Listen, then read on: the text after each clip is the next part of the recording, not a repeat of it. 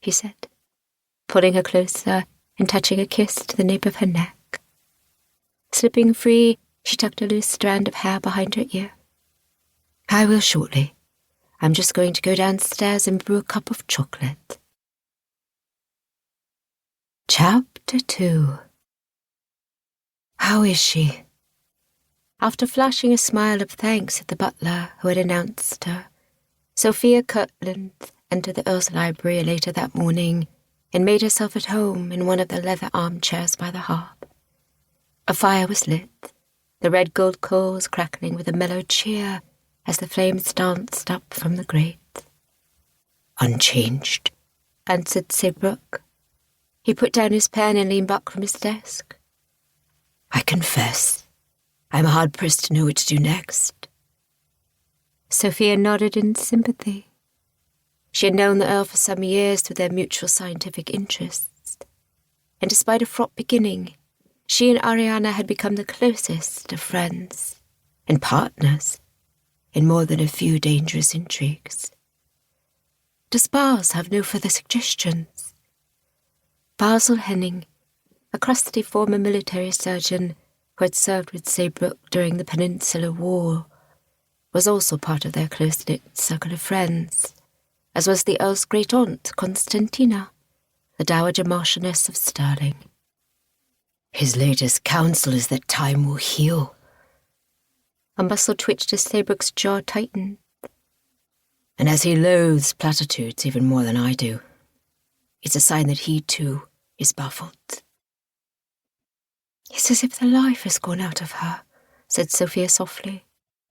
Seabrook bowed his head, wreathing his face in shadows. Merciful heavens, forgive me. I didn't mean... Sophia gave him an anguished look. What a horribly insensitive thing to say. He closed his eyes for an instant.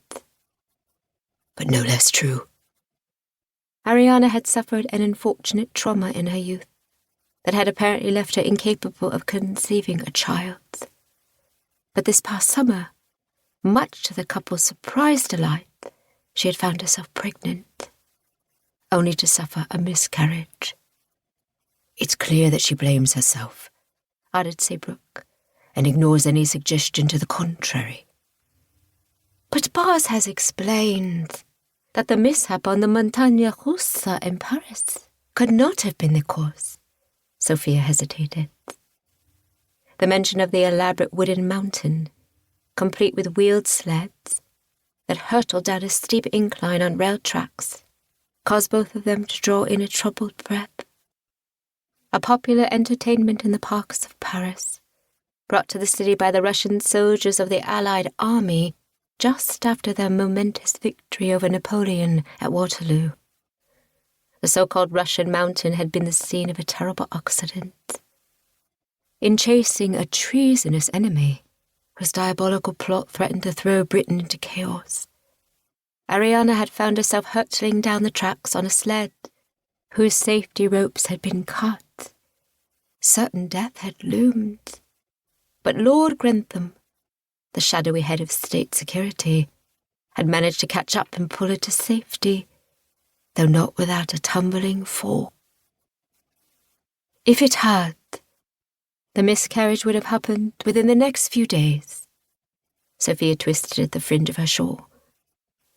The fact that we had all been back in London nearly a fortnight means that wasn't to blame. Emotion rarely listens to reason, said Seabrook tightly. We need to find a way to pull her back to her real self. He pressed a hand to his brow. But damned if I know how. We'll find a way, replied Sophia, though her voice betrayed a quiver of uncertainty. For now she needs some fresh air and sunshine to bring the colour back to her face. She rose. Shall I go see if I can convince her to accompany me on a walk to the park? I would be grateful if you could get her to leave the cave-like confines of her study, he admitted. She's drawn all the draperies, so it's dark as a crypt. Leave it to me. Sophia rose.